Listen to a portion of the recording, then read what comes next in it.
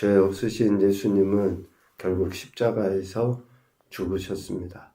그러나 3일 만에 다시 살아나셔서 막달라 마리아, 또 시몬 베드로, 그리고 사랑하시던 제자, 그리고 또 다른 두 제자에게 나타나셨죠. 특히 유대인들을 두려워하여 문들을 닫고 있던 제자들에게 부활하신 예수님이 찾아오셔서 3번이나 동일하게 말씀하십니다. 너희에게 평강이 있을지어다. 20장 19절, 21절, 26절. 동일하게 부활하신 예수님이 제자들에게 평강을 선포하시죠. 이 평강은 단순히 일상의 샬롬으로 인사하는 인사말이 아닙니다. 세상이 줄 수 없는 그 평안을 예수님께서 선포하신 것이다 라는 거죠. 그리고 이 평강은 성령 하나님이 임한 결과로 앞으로 닥치게 될 환난과 핍박 가운데서도 두려워하지 말고 담대해야 된다 라고 하는 것을 담고 있어요. 그러니까 이 평안은 그냥 내 마음이 요동치지 않는다, 또 어떠한 일을 만났을 때 큰 두려움이 없다 정도의 문제가 아니라는 거예요. 오히려 더 적극적으로 환난과 또 핍박이 있어도 담대하게 예수 그리스도를 드러내 보일 수 있는 그 영적 강인함을 예수님께서는 선포하시죠. 제자들에게 평강을 선포하신 예수님은 아버지 하나님께서 자신을 세상에 보내신 것처럼 사랑하는 제자들을 세상으로 보내십니다. 그 세상으로 보내실 때에 제자들에게 권면하시죠. 20장 22절에 보면 그렇게 말씀하십니다. 성령을 받으라. 아버지 하나님이 자신을 세상에 보내실 때 홀로 보내심이 아니죠. 성령 하나님과 함께 이 땅에 오신 거예요. 그리고 자신의 사랑하는 제자들을 이제 자신을 대신해서 세상으로 내보내려 하실 때에 성령을 받으라 라고 말씀합니다. 왜 성령을 받으라 라고 말씀하시는가? 2가지 이유 때문인 것을 요한복음 20장에서는 볼 수 있어요. 첫 번째는 23절입니다. 누구의 죄든지 사하면 사할 수 있기 때문이다. 죄 용서함 받는 것뿐만 아니라 죄를 용서해 주는 것, 이것이 하나님의 사람의 가장 큰 특징이죠. 그래서 성령을 받으면 누구의 죄든지 사해 줄 수 있는 권세가 얻게 된다. 권세를 받는다. 그리고 또 하나는 중요한 이야기를 하십니다. 29절 말씀에, 20장 29절 말씀에 보지 않고도 믿는 복된 자가 된다. 성령이 없는 사람들은 실질적으로 봐도 몰라요. 그런데 성령이 임한 사람, 성령을 받은 사람들은 보지 않고도 믿는 그러한 복된 자가 된다. 그래서 세상에 사랑하는 제자들을 보내시면서 성령을 받으라 라고 예수님은 권면하신 거죠. 이렇게 부활하신 예수님은 2가지를 제자들에게 말씀하십니다. 평강이 있을지어다. 성령을 받으라. 이 2가지를 말씀하신 이후에 예수님이 다시 제자들에게 나타나요. 어떤 제자들입니까? 오늘 본문에 보면 디베라 호숫가에서 제자들이 어떤 일을 합니까? 다시 한번 이제 주님의 말씀대로 살아야지가 아니라 이전의 행태대로 자기들이 어부였기 때문에 물고기 잡으러 가는 그 행태 가운데 있는, 즉 예수님이 자신들을 세상에 보내신 것은 까마득하게 잊어버리고 이전에 행하던 고기잡이로 돌아갔기 때문에 예수님께서 저들에게 나타나신 거죠. 3절에 보니까 베드로가 이야기하죠. 나는 물고기 잡으러 가노라. 그냥 우리가 인간적으로 들으면 큰 문제는 없어요. 열심히 일해서 자기들이 땀 흘린 만큼 수고해서 먹고 마신다고 하는데 누가 비난할 수 있겠습니까? 그런데 예수님의 제자들은 다르죠. 예수님께서 부활하시기 이전에도 그랬고 또 또 부활하셔서 만나셨을 때도 저들에게 특별한 사명을 부여하셨잖아요. 그런데 그것을 잊어먹고 물고기를 잡으러 가겠다라고 베드로가 이야기하니 옆에 있던 사람들도 어때요? 나도 가야지. 우리도 같이 가자. 지금 그렇게 이야기합니다. 그렇게 해서 고기를 잡으러 나갔는데 그 밤에 아무것도 잡지 못하였다. 라고 3절 말미에 이야기해요. 헛수고를 하는 거죠. 저들이 경험이 없어서 못 잡은 겁니까? 아니잖아요. 저들은 오랫동안 어부로서 살아왔잖아요. 그런데도 아무것도 잡지 못하는. 예수님께서 공생애를 시작하시면서 제자들을 부르셨을 때 분명한 목적이 있었지 않습니까? 마태복음 4장 19절에 보면 너희로 사람을 낚는 어부가 되게 하겠다. 분명히 그렇게 말씀하셨어요. 그리고 부활하신 이후에 제자들에게 나타나셔서도 저들에게 특별한 사명이 있다는 것을 깨우치셨죠. 평강을 이야기하시고 성령을 받으라 라고 말씀하시면서 저들은 단지 세상의 이익을 위해 부름받은 자들이 아니라고 하는 것을 말씀하셨음에도 불구하고 저들은 여전히 세상 일을 향해서 나아갔던 것입니다. 부활하신 예수님을 만나기까지 했음에도 다시 바다로 나가 고기 잡으려 한 그들. 아무런 소득이 없죠. 왜 그렇습니까? 예수님으로부터 부여받은 사명을 망각했기 때문에 그래요. 사명이 무엇보다도 중요하다라는 것을 이야기할 수 있습니다. 또 하나는 예수님의 존재와 사역을 망각할 때의 결과가 아무것도 잡지 못하는 헛수고예요.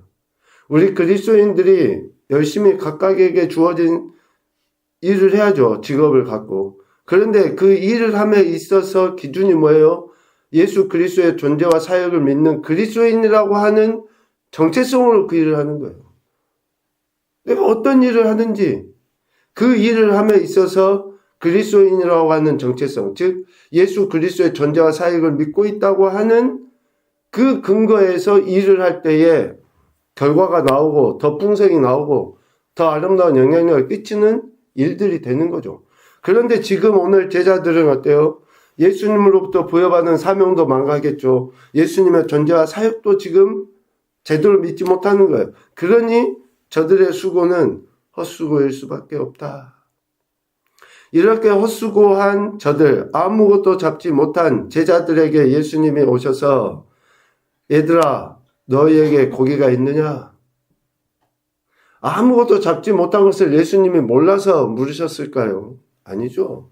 이미 예수님은 알고 계심에도 불구하고 저들이 예수님과 함께하지 아니하면 어떤 결과를 맞게 되는지, 여기에서 얘들아 라고 하는 그 단어의 원어적인 의미는 어린 아이들을 대하는, 그러니까 정말 아무것도 자신들의 힘으로 할 수 없는 그 아이를 부를 때의 그 의미로 쓰여진다 그래요. 그러니까 제자들이 실질적으로 예수님보다 나이 더 많을 수 있죠. 그런데도 얘들아 라고 부르는 거예요.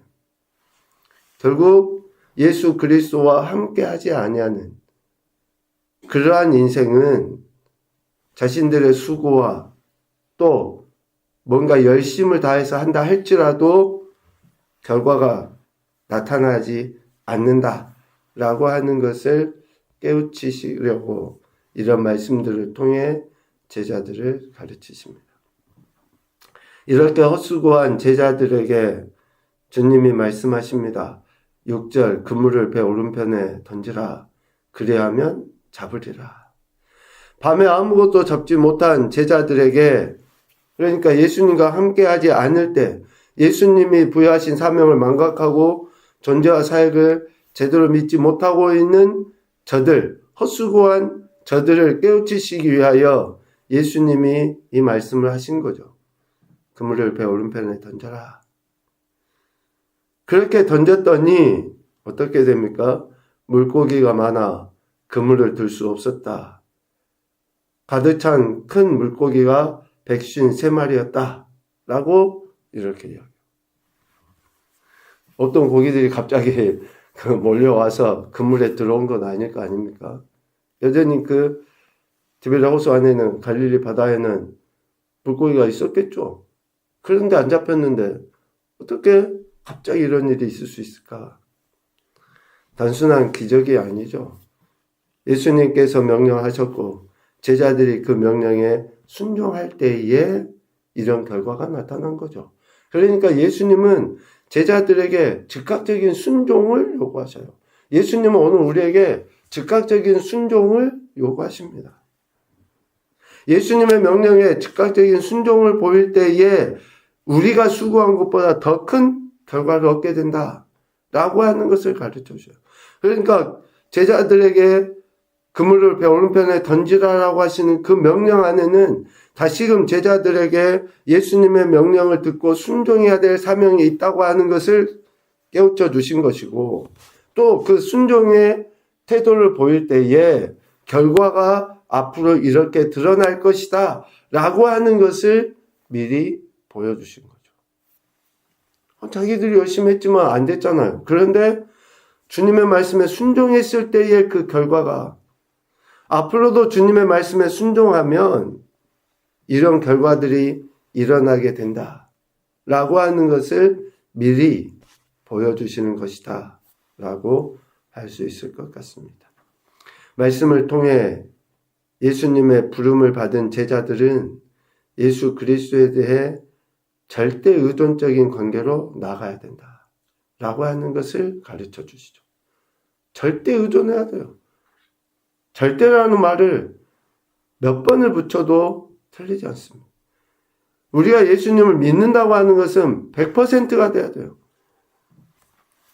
여러분 이런 예화도 들으셨을 거예요. 나이아가라 폭포에서 고개사가 했던 그거 외줄 타는 고개사의 이야기 아마 들으셨을 겁니다.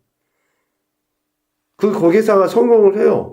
몇 번을 왔다 갔다 해도 사람들은 연신환호하죠. 고개사가 뭐라고 이야기합니까? 누구든지 내 등에 업히시오. 내가 같이 건너겠다. 사람들이 보고는 다 환호하고 와 대단하다고 이야기하지만 어느 누구도 손을 못 들어요. 왜? 믿지를 못하니까. 그런데 어린아이는 손 들죠. 누굽니까? 그 아들의 아들. 그러니까 아들은 아버지를 믿으니까 어떠한 위험, 어떠한 환경이라 할지라도 그것을 신뢰해서 따라가는데 옆에서 구경하는 무리들은 믿지를 못하는 거예요. 여러분 오늘 제자들에게 예수님의 이런 소위 말하는 기적과 같은 일을 다시 보여주시는 것은 뭐예요? 예수님의 말씀을 믿고 순종하면 즉각 따라버리면 저들 안에서 자들이 하는 것보다 더 분명하고 아름다운 더 큰 결과들이 나타난다고 하는, 그래서 절대 의존적인 관계로 나가야 한다는 것을 예수님은 깨우치시려 하신 거죠. 그리고 제자들에게 자신들의 능력의 원천이 오직 예수 그리스도이시다 라고 하는 것을, 그러니까 예수 그리스도께 절대 복종할 때에 이런 능력이 나온다고 하는 것을 깨닫게 하시기 위해서 오늘 제자들에게 소위 이런 기적을 보이시면서 자신의 부활하심의 사명, 사역을 예수님은 감당하신 거죠. 첫 번째 교훈입니다. 예수님은 부활하셨습니다. 두 번째, 부활하신 예수님을 만난 이들은 평강을 얻고 다시금 사명을 확인하게 된다. 우리 안에 진정한 평강이 부활하신 예수님으로부터 온 것인지, 그리고 우리 각자에게 주신 사명이 있잖아요.